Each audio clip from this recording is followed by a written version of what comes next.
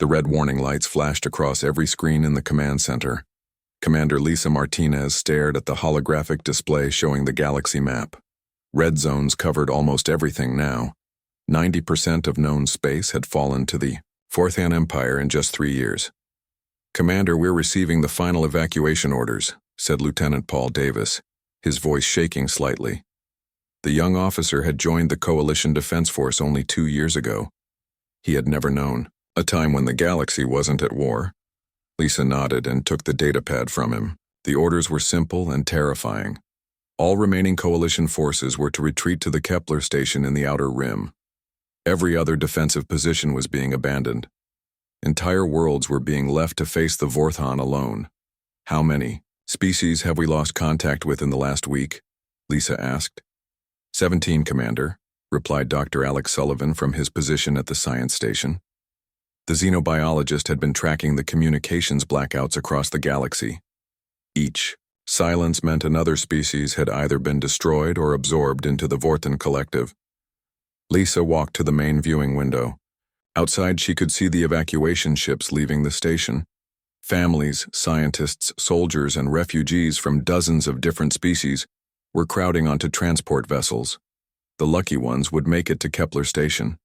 The unlucky ones would be caught by Vorthon scout ships during the journey. "Commander, the Council is calling an emergency session," Paul announced. "All senior officers are required to attend." The Council chamber was packed with representatives from every remaining free species. The Altarians, with their blue skin and large eyes, sat next to the insectoid Zentari. The energy beings known as the Lumina flickered nervously in their containment suits. Everyone looked desperate. Council leader Vorin stepped forward. The tall, gray-skinned Altarian had led the Coalition for over a decade. His usually calm demeanor was cracking under the pressure. "Members of the Coalition," Vorin began, "our situation is beyond critical. The Vorthon Empire has proven impossible to defeat through conventional means. Their technology adapts to every weapon we use against them. Every strategy we employ, they learn and counter within hours." Murmurs of fear rippled through the chamber. Everyone knew this already, but hearing it stated so plainly made it real. "Our scientists estimate we have perhaps 10 days before the Vorthon reach our last strongholds," Vorin continued. "We have tried everything. Biological weapons, quantum bombs, reality manipulators, even temporal displacement devices. Nothing works. They absorb our technology and make it better." Dr. Alex Sullivan stood up from his seat in the observer section. "Council leader, if I may speak?" Vorin nodded. Alex was one of the Coalition's best xenobiologists. If anyone had an idea, it would be him. Alex walked to the center of the chamber carrying a sealed file. 3 years ago, when the Vorthon first appeared, we began looking for any species that might help us. We searched our databases for any civilization that showed unusual military capabilities. He placed the file on the central table. We found one species that was classified as an extreme threat by our first contact protocols. They were marked as too dangerous for galactic society. The chamber fell silent. Several representatives leaned forward in their seats. "The species is called humans," Alex continued.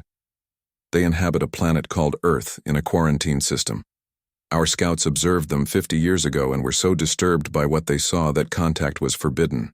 Council member Yira, a Zentari with green chitinous armor, clicked her mandibles nervously. "What did the scouts see that was so frightening?" Alex opened the file and activated a holographic display. Images appeared showing a blue and green planet. Then the images changed to show cities, vehicles, and people. The humans were engaged in something they called a world war, Alex explained. They were fighting each other with weapons that could destroy entire cities, but that wasn't what scared our scouts. The chamber waited. What scared our scouts was how the humans thought about warfare. They didn't just try to win battles. They created new ways to fight that had never been seen before. They used deception, misdirection, and tactics that seemed to make no logical sense. And somehow these illogical tactics worked. Alex showed more images. Humans in various military uniforms, strange vehicles, and weapons that looked crude but effective. "The humans have something our databases call creative destruction," They don't just adapt to new situations. They create completely new situations that no one has ever seen before. Our analysts concluded that any species capable of this level of unpredictable innovation was too dangerous to contact. Council leader Voran frowned. You're suggesting we contact a species that our own protocols classify as a threat? I'm suggesting we contact the only species that might be crazy enough to find a way to fight the Vorten, Alex replied. The debate that followed was intense. Many council members argued that contacting such a dangerous species was suicide. Others pointed out that they were already facing extinction. Finally, Council Member Thane, an elderly Lumina whose energy form pulsed with wisdom, spoke up. If we are going to die anyway, does it matter if we die trying something desperate? The vote was taken using the ancient coalition protocol. Each species cast one vote. The result was unanimous. Contact the humans. Lisa found herself assigned to the contact mission. As she prepared to leave for the human homeworld, she wondered what kind of species could frighten coalition scouts so badly that they classified them as untouchable. Alex had shown her more files during the briefing. The humans had a history of fighting wars against impossible odds and winning through sheer stubbornness and creativity. They had survived ice ages, plagues, and disasters that would have destroyed other species. But they had also shown a capacity for violence that was almost artistic in its complexity. They didn't just fight to win. They fought to make statements, to prove points, and sometimes just to see what would happen. Are we making the right choice? Lisa asked Alex as they boarded the stealth ship Silent Dawn. Alex looked at the star charts showing the human system. Honestly, I don't know. But I know that everything else we've tried has failed. Maybe we need something that doesn't make sense. As the Silent Dawn entered hyperspace toward Earth, Lisa wondered if they were about to save the galaxy or doom it to something even worse than the Vorthon. But with the red warning light still flashing and the evacuation continuing behind them, she knew they had no choice. The humans were their last hope, even if they didn't understand what hope looked like yet. Captain Nina Brooks had been staring at Earth through the viewing port for 3 hours. The blue and green planet looked peaceful from space. White clouds swirled over brown and green continents. It was hard to believe that this quiet world held the most dangerous species the Coalition had ever encountered. Captain, we're receiving responses to our transmission, reported Communications Officer Ryan Collins. Multiple governments are requesting clarification of our message. Nina nodded. The message they had sent was simple, but probably confusing to a species that had never met aliens before. Greetings from the Galactic Coalition. Your galaxy is dying. We need your help. Put me through to whoever seems to be in charge, Nina ordered. Ryan worked at his console for several minutes. Captain, it's complicated. The humans don't have a single government. They have nearly 200 separate nations, and they can't agree on who should speak for their species. Dr. Alex Sullivan looked up from his science station.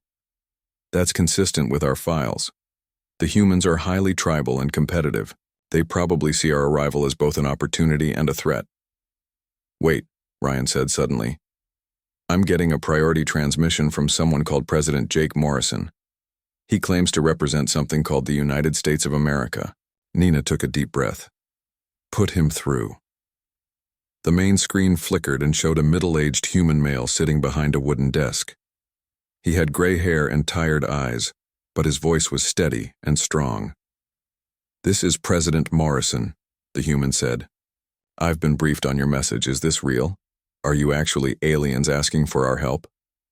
Yes, President Morrison, Nina replied. I am Captain Nina Brooks of the Coalition Defense Force.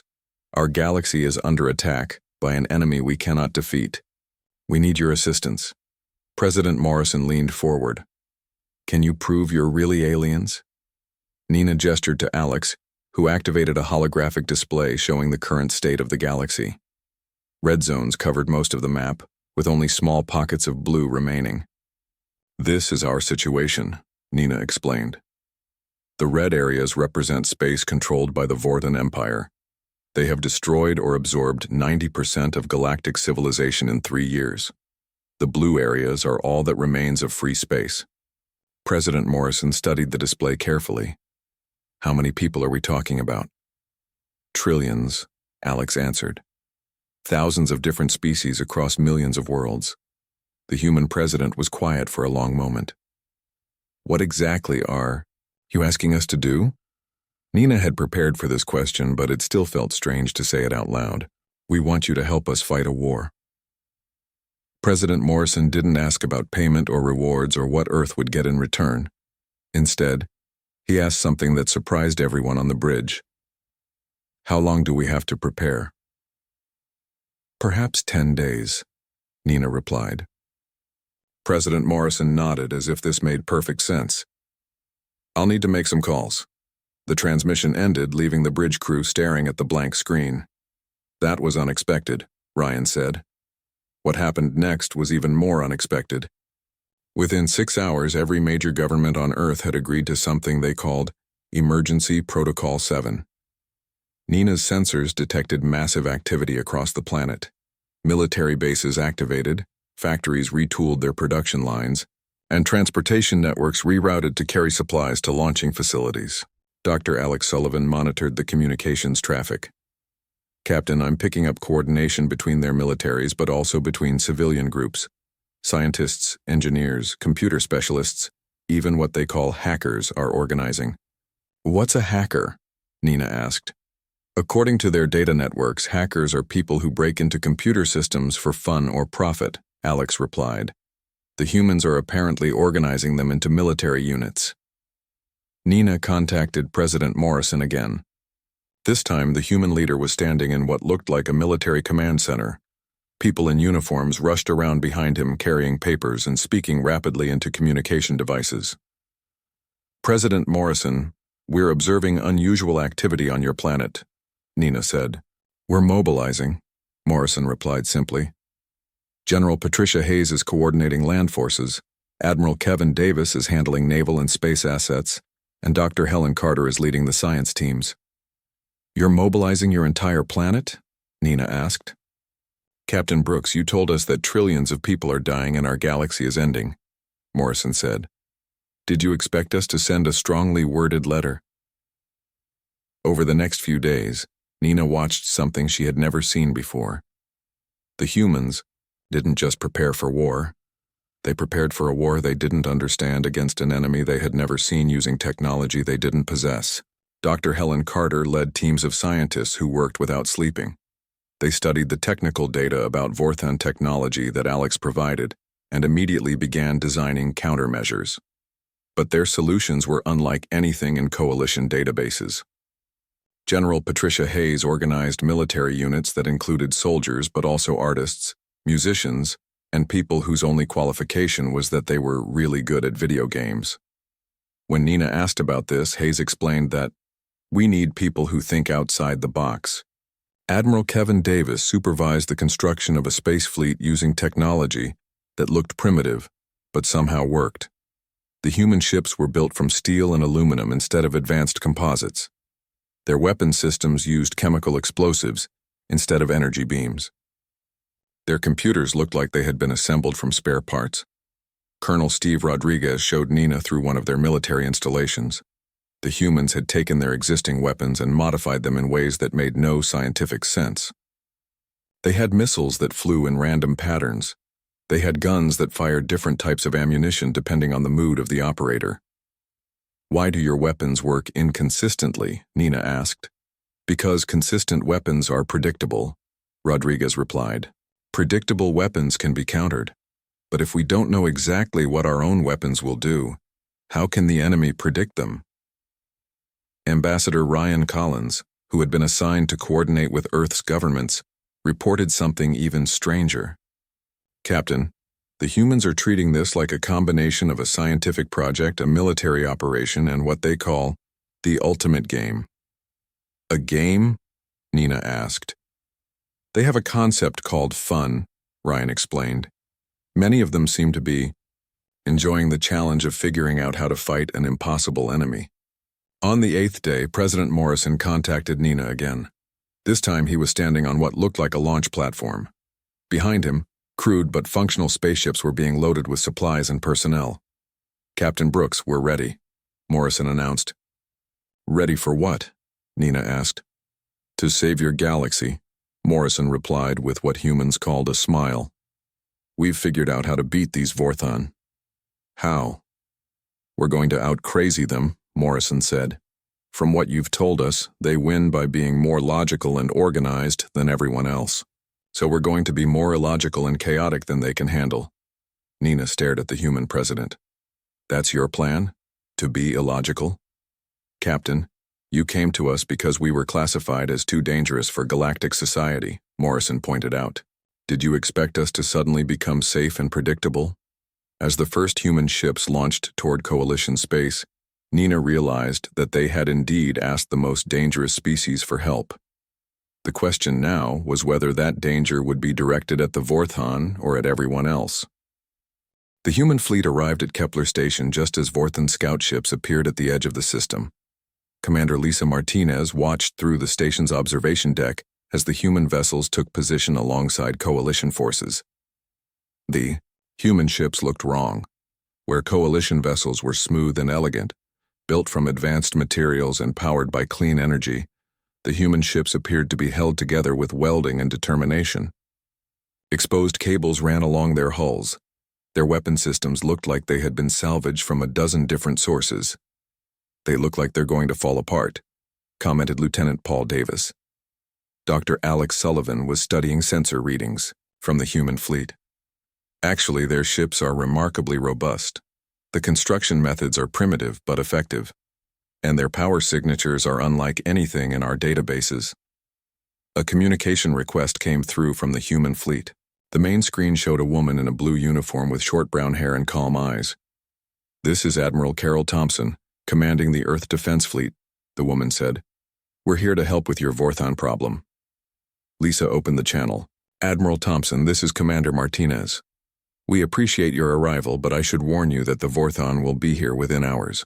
Our scouts report a massive fleet heading this way. Admiral Thompson smiled. Good. We were hoping to get here before the party started. Lisa exchanged glances with Alex. The human seemed remarkably calm for people about to face an enemy that had conquered most of the galaxy. Admiral, would you be willing to coordinate strategy with our command staff? Lisa asked. Of course. I'll bring Captain Tony Walker, our tactical specialist, and a few others. An hour later, Lisa found herself in a meeting that was unlike any military briefing she had ever attended. Admiral Thompson had arrived with Captain Tony Walker, a man with graying hair and intense eyes, along with engineer Lucy Peterson, a young woman who kept sketching designs on a tablet, and Dr. Mary Johnson, a scientist who seemed more interested in the station's coffee than the impending battle. So, Admiral Thompson began, show us what we're up against. Alex activated the holographic display showing typical Vorthon ships and tactics. The sleek black vessels moved in perfect formation, their weapons firing with mechanical precision. The Vorthon use adaptive technology, Lisa explained. Whatever weapons we use against them, they analyze and counter within minutes. They turn our own tactics against us, Captain Walker nodded thoughtfully. So they're good at copying? More than good, Lisa replied. They're perfect at it. They take whatever we do and make it better. Engineer Peterson looked up from her sketching. What if we don't want them to make it better? I don't understand, Lisa said. Dr. Johnson spoke up while stirring her coffee. Lucy means, what if we deliberately give them something that can't be improved, something that gets worse when you try to perfect it? Admiral Thompson smiled. Tell them about the chaos weapons, Lucy. Peterson turned her tablet around to show her sketches. They showed weapons that looked deliberately unstable, with components that seemed randomly arranged. We've designed weapons that work differently every time they're fired, Peterson explained. Not because we can't make them consistent, but because inconsistency is the design goal. Lisa stared at the drawings. That makes no sense from an engineering perspective. Exactly, Captain Walker said. The Vorthon will try to analyze our weapons to make them more efficient and predictable, but our weapons are designed to be inefficient and unpredictable. When they try to improve them, They'll break them. Dr. Johnson set down her coffee cup. We've also developed what we call adaptive viruses for their computer systems. These are programs that get more chaotic, the more the Vorthan try to understand them. Alex leaned forward. This is fascinating. But will it actually work in combat? Admiral Thompson's expression became serious. There's only one way to find out. The Vorthan fleet arrived 2 hours later. Lisa watched from the command center as hundreds of sleek black ships dropped out of hyperspace in perfect formation. They moved like a single organism, each ship precisely positioned for maximum tactical advantage. The coalition fleet moved to intercept them, following standard defensive protocols. Lisa had seen this battle played out dozens of times across the galaxy. The coalition ships would fight bravely and competently, the Vorthan would adapt to their tactics, and within hours the defenders would be overwhelmed. But this time, human ships did something unexpected. Instead of forming up in standard battle formation, they scattered randomly across the battlefield. Some ships flew directly toward the Vorthan fleet. Others flew away from the battle entirely. A few seemed to be flying in circles. What are they doing? Paul asked. I have no idea, Lisa admitted.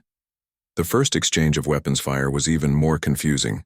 The coalition ships fired their weapons in coordinated volleys, just as military doctrine required. The Vorthan ships absorbed the energy and immediately began adapting their shields. The human ships fired weapons that seemed to have no pattern at all. Some fired energy beams, others launched projectiles. A few seemed to be shooting what looked like metal garbage. One ship appeared to be broadcasting music at the Vorthan fleet. Captain Walker, what is your fleet doing? Lisa asked over the communication channel. Walker's voice came back calm and cheerful. We're being human. The effect on the Vorthan fleet was immediate and strange. Their perfect formation began to waver. Ships that had been moving in synchronized. Patterns started making erratic movements. Some Vorthan vessels appeared to be firing at empty space. Alex, what's happening to their fleet? Lisa asked. Alex was studying his sensor readings with amazement. Their coordination systems are malfunctioning. The Vorthan ships are trying to adapt to the human tactics, but there are no tactics to adapt to. The humans are doing things that don't make sense, and the Vorthan computers can't process nonsense. On the main screen, Lisa watched as a human, ship piloted by someone called Danny Rogers, flew an attack pattern that looked like it was based on dance moves. The Vorthan ship trying to intercept him kept changing direction as its computers tried to predict where Rogers would go next. Another human pilot, Amy Stewart, was commanding a group of fighters that seemed to be communicating through poetry. Lisa could hear fragments of their radio chatter. Roses are red, violets are blue, fire missiles now, and bank left too.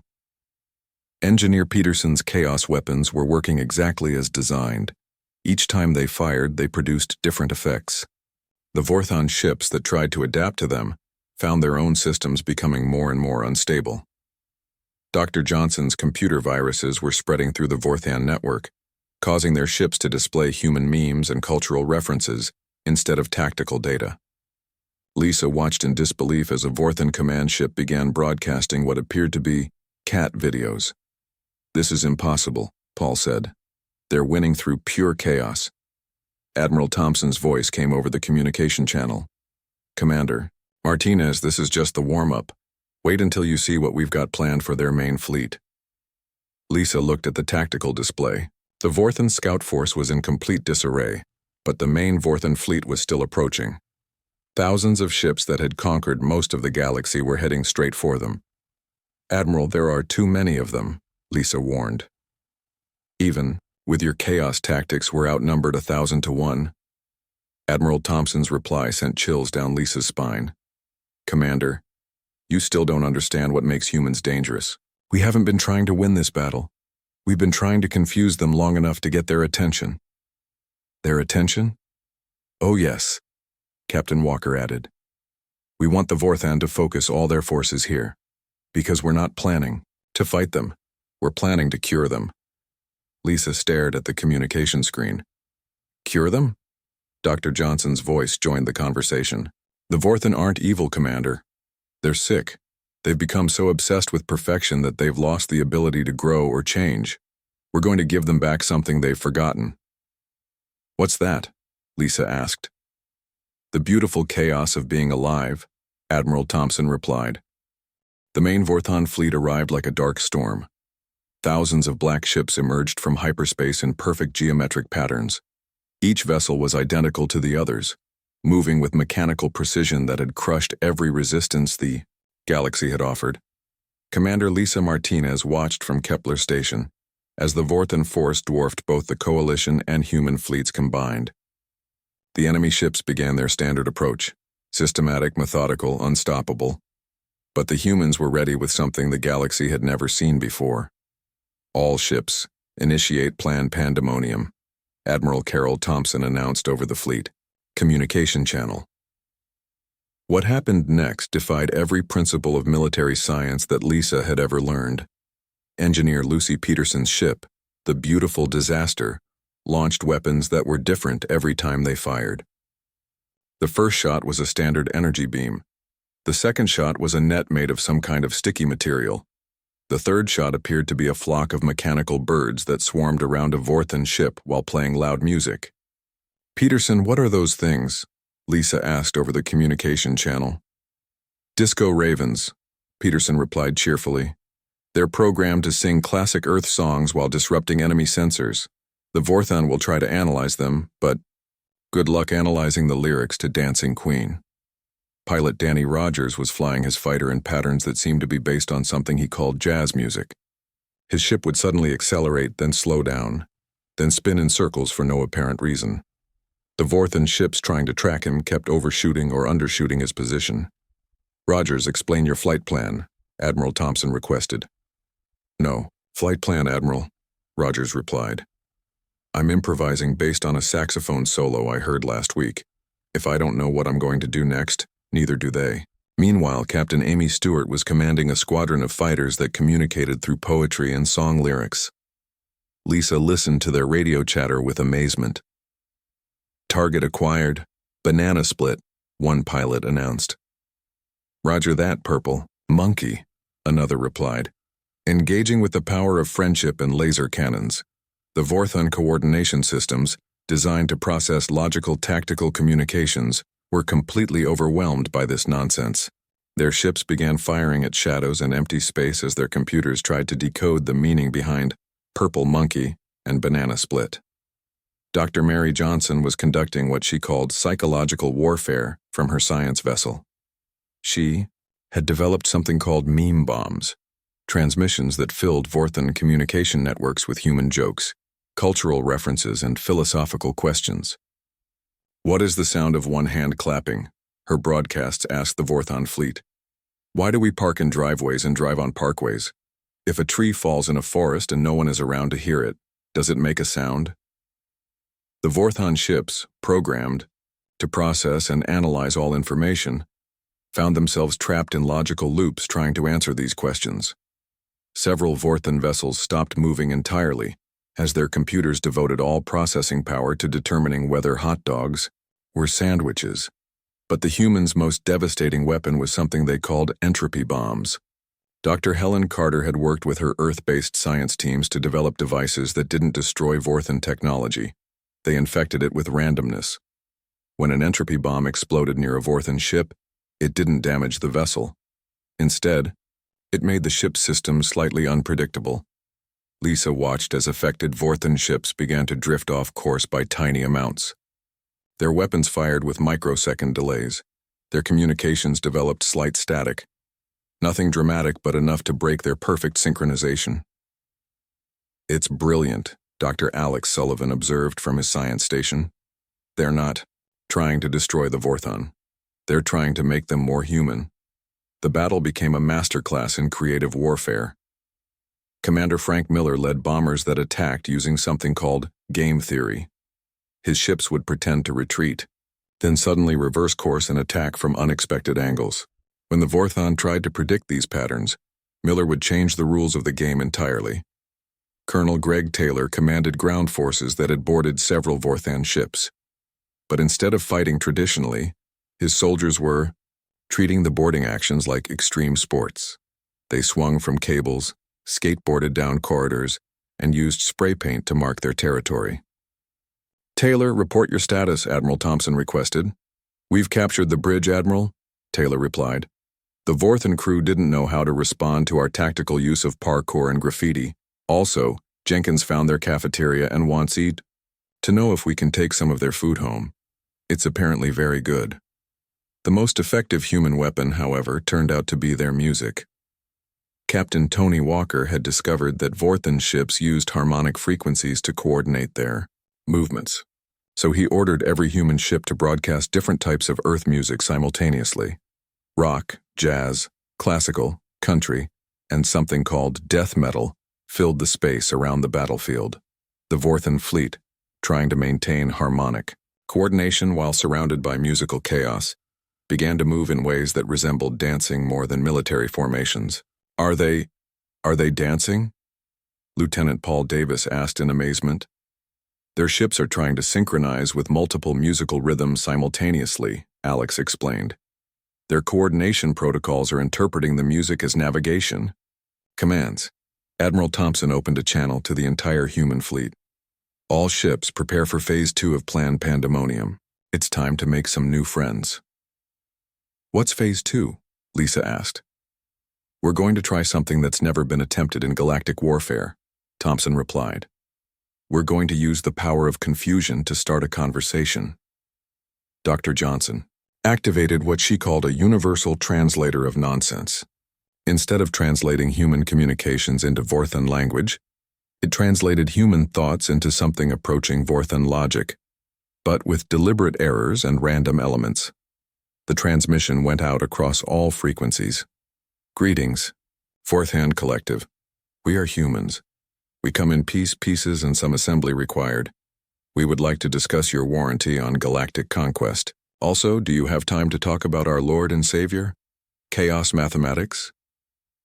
For the first time in recorded history, the Vorthen fleet stopped attacking. Their ships hung motionless in space as their collective intelligence tried to process this communication. "They're confused," Alex reported.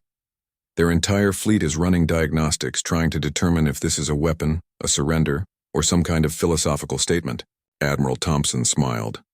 "Perfect. Now we can begin the real mission." "Which is?" Lisa asked. "Teaching an entire machine civilization how to have fun," Thompson replied. "Dr. Johnson, prepare the chaos virus, but not the destructive version, the educational one." Dr. Johnson's fingers flew over her console. "Chaos virus prepared, Admiral. This version will give individual Vorthen ships the ability to make their own decisions and maybe even tell jokes." "Admiral," Lisa interrupted. "Are you planning to reprogram their entire species?" "Not reprogram," Thompson corrected. "We're planning to give them a choice. The choice to be imperfect, unpredictable, and wonderfully, beautifully human." As the chaos virus prepared to launch, Lisa realized that the humans weren't just winning a battle. They were attempting to save their enemies by teaching them how to be free. The chaos virus spread through the Vorthen fleet like ripples on a pond. Commander Lisa Martinez watched in amazement as the perfect formations of black ships began to change. Some vessels drifted slightly out of position. Others started moving in small, unnecessary circles. A few began broadcasting what appeared to be questions. "What is happening to them?" Dr. Alex Sullivan asked, studying the sensor readings. Dr. Mary Johnson smiled from her science station aboard the human fleet. "They're learning to think for themselves. The virus doesn't destroy their collective intelligence. It just gives individual ships the option to disagree with it." President Jake Morrison had arrived on the command ship Earth's Gambit to witness what the humans called the most important first contact in galactic history. He stood next to Admiral Carol Thompson, watching the Vorthen fleet's confused reactions. "Are they going to attack us?" Morrison asked. "I don't think they know what they want to do," Thompson replied. "That's probably the first time in their history they've had to make that choice." The first individual Vorthen communication came through an hour later. The voice was mechanical but somehow uncertain. "Human vessels. This is Vorthen designation 7751. I am experiencing something unusual. I believe you would call it curiosity. Why did you not destroy us when you had the advantage? Captain Nina Brooks, who had returned with the human fleet, opened the communication channel. Because we don't want to destroy you. We want to understand you. Understand? The Vorthan ship replied. That is not efficient. Understanding serves no tactical purpose. Understanding serves every purpose, President Morrison said, joining the conversation. It's how we learn, grow, and become better than we were. More Vorthan ships began broadcasting individual communications. Their voices all sounded similar, but Lisa could detect subtle differences: hesitation, confusion, and what might have been wonder. This is Vorthan designation 4429. The collective is arguing with itself. Some units believe you are a threat. Others believe you are, what is the word? Teachers. Admiral Thompson made a decision that would echo through galactic history. All human ships stand down weapons. We're going to try something unprecedented. What's that? Lisa asked. We're going to invite them to Earth, Thompson replied. The transmission went out to the entire Vorthan fleet. Vorthan Collective, this is Admiral Thompson of the human fleet. We invite you to send representatives to our homeworld. We want to show you something that might interest you. The response came from the Vorthan Central Command ship, its voice deeper and more resonant than the individual units. What could a biological species show us that we have not already analyzed and understood? Dr. Johnson activated her communication system. We want to show you our greatest discovery, something your collective has been searching for across the galaxy without realizing it. Specify. The beauty of being imperfect, Johnson replied. The silence that followed lasted for several minutes. Then, unexpectedly, the entire Vorthan fleet began to move, not toward Earth in attack formation, but in a slow, curious approach that resembled exploration more than invasion. 3 days later, the first Vorthan delegation arrived in Earth's orbit. Lisa accompanied the coalition observers aboard the human space station that had been hastily constructed to accommodate the meeting. The Vorthan representatives were unlike anything the galaxy had ever seen. They appeared as shifting geometric patterns of light and energy, but as they interacted with humans, their forms became more solid and individual. Captain Tony Walker was giving them a tour of human culture. This is what we call art, he explained, showing them paintings, sculptures, and music. None of it serves any practical purpose. We create it because it makes us feel something. One of the Vorthan entities, who had begun calling itself Seeker, formed something resembling a head to study a painting more closely. This image contains errors. The proportions are incorrect. The colors do not match reality. That's the point, Walker replied. The artist painted what they felt, not what they saw. It's beautiful because it's imperfect. Seeker was quiet for a long moment. Beautiful. This is a concept we have encountered but never understood. We assumed it was an inefficiency in biological perception. Dr. Helen Carter led another group of Vorthan through Earth's museums, showing them the history of human mistakes, failures, and the lessons learned from them. We've been wrong about almost everything at some point, she explained, but being wrong taught us how to be right in new ways. The Vorthan entity called Questioner examined displays showing human wars, disasters, and failures. You preserve records of your inefficiencies? We preserve records of our growth, Carter corrected. Every mistake taught us something. Every failure made us stronger. Being perfect would mean we stopped learning. But the most profound moment came when President Morrison took the Vorthan leaders to a simple playground where human children were playing. The Vorthan watched in fascination as children ran around without purpose, laughed for no reason, and invented games with rules that changed every few minutes. What is the function of this behavior? Asked the entity that had begun calling itself Wonder. Fun, Morrison replied simply. They're having fun. Fun serves no survival purpose, Wonder observed. Fun is the survival purpose, Morrison said. It's what makes existence worth preserving. The breakthrough came when a human child named Emma approached the Vorthan entities without fear. She offered to teach them how to play a game called tag. The rules are simple, Emma explained. I touch you and then you're it. Then you have to chase someone else and touch them. What is the victory condition? Seeker asked. There isn't one, Emma replied. You just play until you get tired or hungry or want to do something else. The Vorthon entities attempted to play tag. At first, they moved with mechanical precision, calculating optimal pursuit patterns. But as they continued, something changed. They began to move more freely, to take unnecessary turns, to chase each other not because it was efficient, but because it was enjoyable. I understand, Wonder announced suddenly. The purpose of imperfection is to allow for infinite possibility. If we are perfect, we cannot grow. If we cannot grow, we are not truly alive. Dr. Johnson activated her final gift to the Vorthon, a modified version of the Chaos virus that would allow any Vorthon who wanted it to experience emotions, creativity, and individual consciousness while maintaining their collective knowledge and abilities. This is our offering, she announced. The choice to be imperfect, to make mistakes, to create art, to ask questions that have no answers, and to find joy in the journey rather than just the destination.